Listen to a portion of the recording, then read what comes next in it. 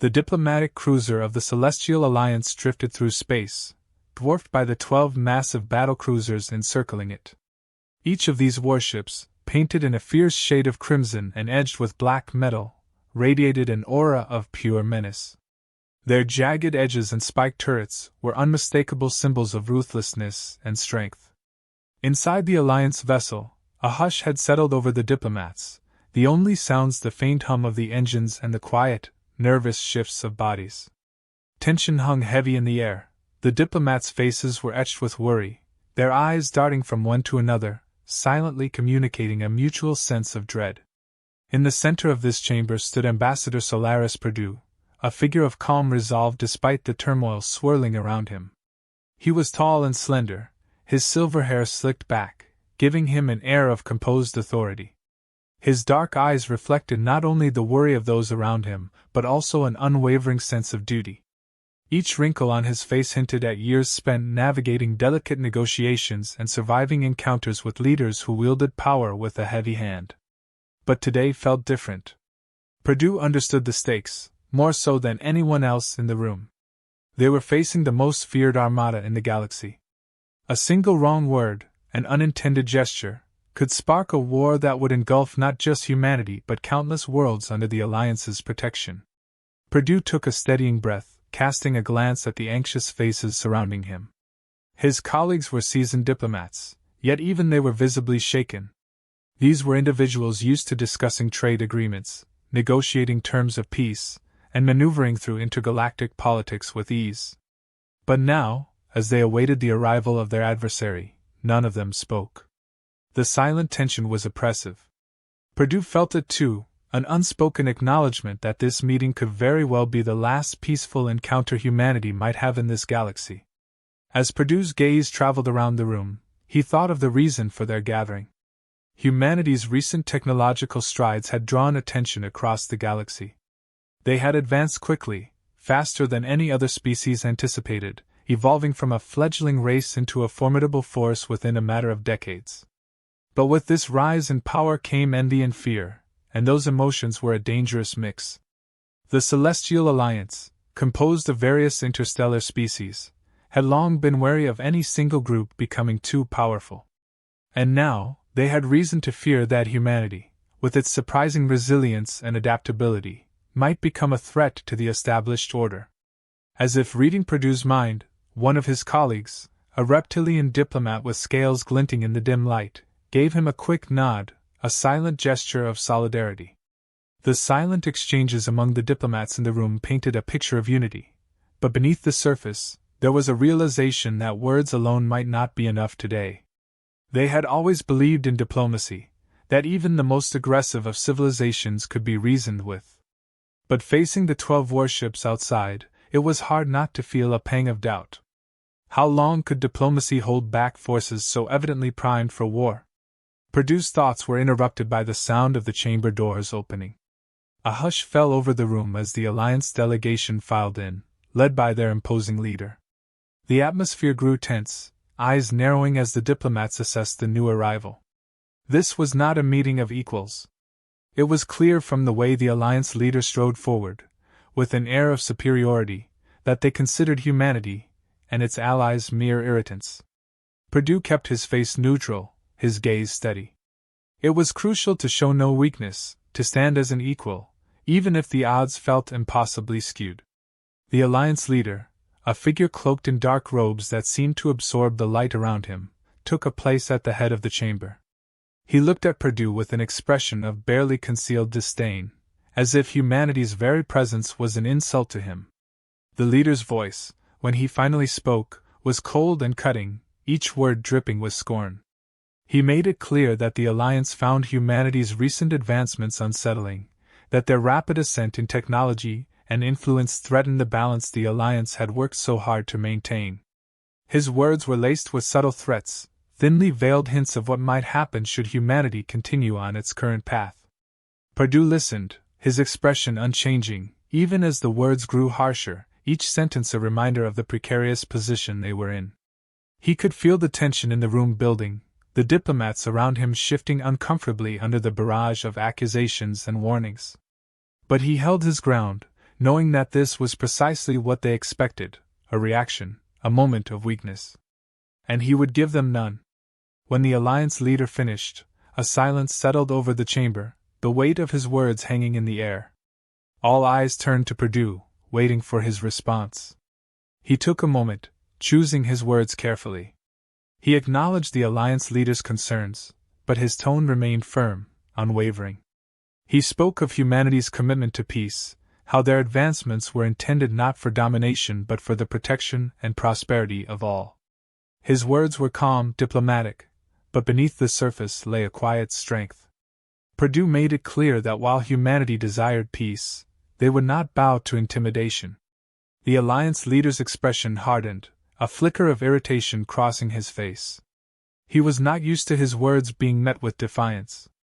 For a brief moment, he seemed caught off guard, perhaps even surprised that humanity would stand firm in the face of such blatant hostility.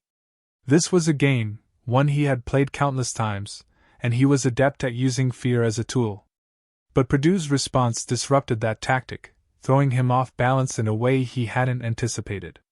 As Perdue continued, he subtly reminded the Alliance leader of humanity's history, of the countless struggles they had overcome on their home planet, the resilience they had shown in the face of natural and man-made disasters alike. He spoke of humanity's adaptability, their capacity to thrive under pressure. He did not boast or threaten, but the message was clear.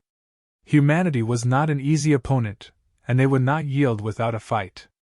The Alliance leader's eyes narrowed, his demeanor shifting as he absorbed Perdue's words. He glanced at his advisors, who exchanged uneasy glances. There was an undercurrent of doubt now, a subtle shift in the power dynamics within the room. Humanity was no longer just another species to be controlled or intimidated. They were a force to be reckoned with. As the conversation drew to a close, Perdue offered a final statement, a message that carried both a warning and a promise. Humanity desired peace, he reiterated, but if forced into conflict, they would stand with all their might. His words were measured, but the weight behind them was unmistakable. It was a declaration of intent, a line drawn in the sand, and the Alliance leader knew it.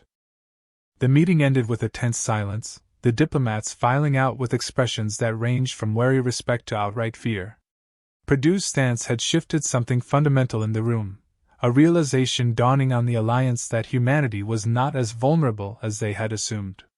And as Perdue left the chamber, he couldn't help but feel a spark of hope. Humanity had made its position clear. The air in the chamber was thick with tension as the council members settled, each assuming positions of indifference, though their eyes held a glint of hostility. They viewed humanity with suspicion and, at best, contempt. To them, humans were an upstart species, disturbing a delicate balance. One of the council members leaned forward, sneering slightly as he questioned Perdue about humanity's sudden technological rise, implying it was reckless and short-sighted, a threat to the galaxy's stability. Perdue listened, his face a study of patience, taking in each jab without reaction. But his silence only encouraged the council members to probe further. Another leaned in, barely hiding his disdain, suggesting that humanity's advancement was an affront to the natural order the Alliance had worked so hard to establish. It was a narrative designed to unsettle him, to imply that humanity's place was under the Alliance's control and that any deviation from that would be quashed. They were expecting nervousness or even fear, a sign that their intimidation was taking effect. But Perdue remained unfazed. The council members continued to press, circling him with pointed questions, painting humanity as a destabilizing influence, an irritant that could only be managed by suppressing its ambitions. They warned that humanity's actions were driving the galaxy toward conflict, that peace would be unattainable if humans continued on their current path. Each statement was an invitation to submission, a subtle push for Perdue to concede to their demands for humanity's compliance. Then, finally, Perdue's eyes met theirs, one by one, his calm gaze unwavering. When he spoke, it was with a quiet authority that contrasted sharply with the council's bluster. He acknowledged their concerns about humanity's rapid ascent but made it clear that this progress was born not out of a thirst for conquest but a need for security. He reminded them that Earth's history was fraught with challenges, both natural and self-imposed, and that humanity had learned to survive by adapting to circumstances that would have shattered lesser species. This adaptability, he stated, was not a threat but a strength they had honed through necessity. As he continued, he began to shift the narrative, dismantling the Council's image of humanity as a threat. Humanity, he explained, valued peace and had no intention of disturbing the galactic balance. But Perdue also hinted that humans were not naive, nor were they unprepared. They had observed the galaxy's dynamics and understood that peace sometimes needed strength to be preserved. His tone remained calm, measured, but the underlying message was clear: humanity would not be intimidated into submission. The council members shifted in their seats, visibly uncomfortable with this revelation. They had expected a meek defense, an apology perhaps, but instead, Perdue was giving them a history lesson on resilience, a quiet reminder that humanity had weathered countless storms on Earth long before they reached the stars. His confidence was unsettling. One council member, finally rattled, demanded to know if humanity was prepared to face the consequences should they refuse to yield. The question was meant to provoke a reaction, but Perdue's expression remained unreadable. Instead of responding directly, he began outlining some of humanity's recent advancements, strategically weaving in mentions of their new defense systems, their advancements in AI, and their breakthrough in propulsion technology. He made no threats, but the implications were undeniable. Humanity was not the easy target they might have once assumed. They had the means to defend themselves, should it become necessary. The council members' eyes narrowed, suspicion and intrigue flashing across their faces as they absorbed this information. Perdue pressed on, subtly reminding them of humanity's values. Earth's many cultures, though diverse, shared a fundamental principle: the right to defend one's home and loved ones. This belief was woven into humanity's very identity. He shared stories of Earth's history, of societies that had once been underestimated by their adversaries only to rise against overwhelming odds. It was clear that humanity's journey to the stars was not driven by a desire for power but by a deep-seated drive to protect and preserve what they held dear. One of the council members, unable to hide his irritation, scoffed, accusing humanity of arrogance. "A species that rises too quickly without understanding its place is doomed to fall," he said, his tone laced with contempt. Perdue met the council member's gaze, a faint smile playing on his lips. "Humanity has long been underestimated," he replied, his voice calm. "And yet, we have always found a way to endure." The quiet conviction in his words hung in the air, an unspoken challenge that none dared to address. A murmur rippled through the council as some members exchanged uneasy glances. Humanity's resolve was not something they had anticipated, nor was the clarity with which Perdue presented his points. He had offered no grandiose threats, no bluster or bravado, yet his confidence spoke volumes. It was becoming clear that humanity would not surrender its autonomy, that they would defend themselves fiercely if pressed. The council members, accustomed to using fear as a tool, found themselves unexpectedly on the defensive. Perdue's composure remained intact as he addressed the council once more, reiterating humanity's commitment to peace but making it clear that this commitment was not a weakness. He explained that peace, for humanity, was a choice, not a consequence of fear. It was a lesson hard-learned through centuries of conflict on Earth. The council members, who had once viewed humanity as a minor player, now saw a race that would not be cowed, a civilization willing to stand its ground. He watched as the council processed his words, the realization dawning on them that humanity might be far stronger than they had anticipated. Humanity's technology may not yet rival the greatest galactic powers, but their spirit was unbreakable. This resilience, coupled with their rapid technological progress, painted a picture that unsettled the council. What they had perceived as recklessness was, in truth, a calculated determination to survive and thrive. The council members were silent, processing this new perspective. Some, he could see, were reconsidering their stance. Humanity's resilience was no longer just a rumor but a reality, one they could no longer dismiss. Perdue's quiet confidence had chipped away at their arrogance, leaving them to question whether humanity was indeed a threat or perhaps an ally they could not afford to alienate. As his words settled, the council members found themselves questioning the path forward. The Alliance leader's once commanding presence seemed diminished in the face of Purdue's quiet strength. Humanity had proven itself unyielding, and the council members could no longer see them as a simple, controllable force. Purdue's resolve had shifted the balance of power in the room, leaving the Alliance with a choice they had not anticipated. Humanity was ready to fight, and the Alliance now had to decide if they were willing to risk it. The Alliance leader's eyes narrowed, his frustration barely masked as he grappled with the realization that humanity was not intimidated. Purdue's calm but firm stance had exposed a vulnerability the Alliance had not anticipated. Humanity would not surrender, and that was a threat they had no easy answer for. In the silence that followed, the Alliance leader scanned the council members, gauging their reactions. He saw doubt in their eyes, an uncertainty that hadn't been there before. Humanity's defiance had shaken them, forcing them to confront the possibility that Earth's people might not be easily controlled. Trying to regain authority, the Alliance leader leaned forward, his voice low but sharp as he spoke of the consequences awaiting humanity if they persisted in their defiance. He detailed, in cold, calculated terms, the might of the Alliance's armada and the power they could unleash, painting a grim picture of annihilation. It was a tactic meant to shock, to stir fear back into the room and remind the Council of their unmatched power. He spoke of the planets that had fallen before the Alliance, of civilizations that had once resisted only to be brought to heel. But Purdue didn't flinch. His gaze remained steady, listening without reaction, as though absorbing the weight of the Alliance's threat and choosing not to acknowledge it. His silence unnerved the Alliance leader, who had expected at least a flicker of concern. But Purdue's calm in the face of such a brutal warning only highlighted his resolve.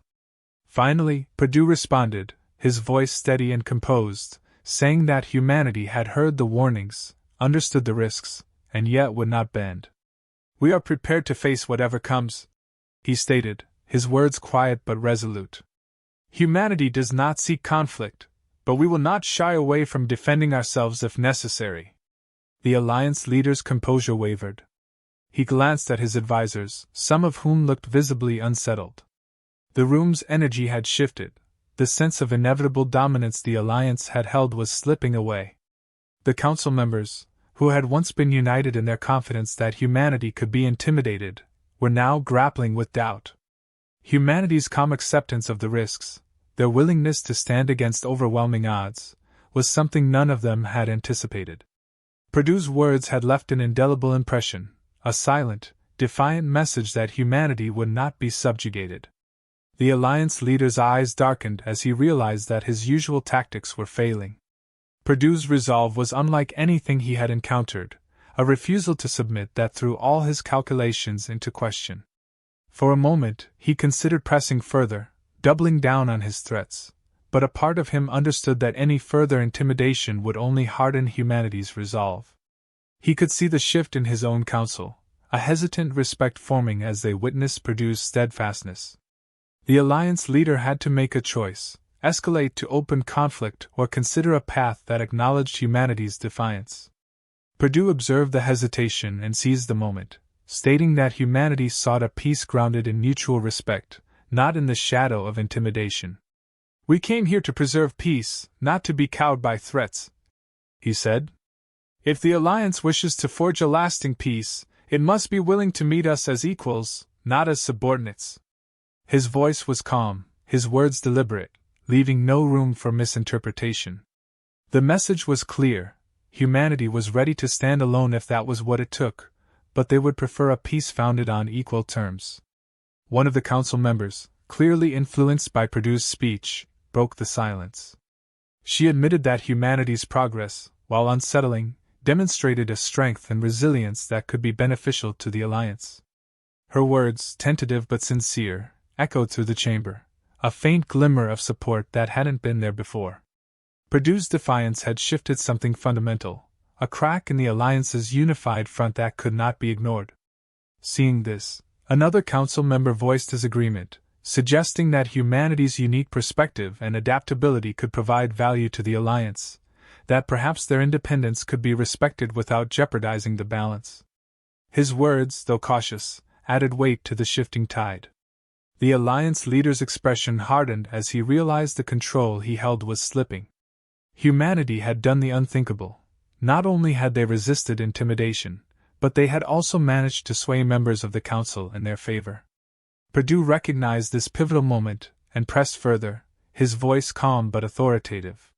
He spoke of Earth's history, of the wars they had endured and the peace they had forged from conflict. Humanity was not reckless, he explained, but they were also not naive. They understood the value of allies but would not trade their freedom for safety. This philosophy had shaped them, made them resilient, and would continue to guide their path forward. His words resonated with several council members, who nodded thoughtfully, their initial skepticism softened by a newfound respect. The Alliance leader, sensing the council's shifting opinion, made one last attempt to reassert control, warning that allowing humanity autonomy would set a dangerous precedent. He argued that their defiance could inspire other worlds to challenge the Alliance's authority, leading to disorder and chaos. But his argument fell flat. Perdue's calm defiance had already planted a seed of doubt, one that had grown too large to ignore. Humanity had proven itself unwilling to submit, and the Alliance was beginning to see them not as a threat to stability but as a potential ally who, once shown respect, might strengthen the very order they sought to preserve.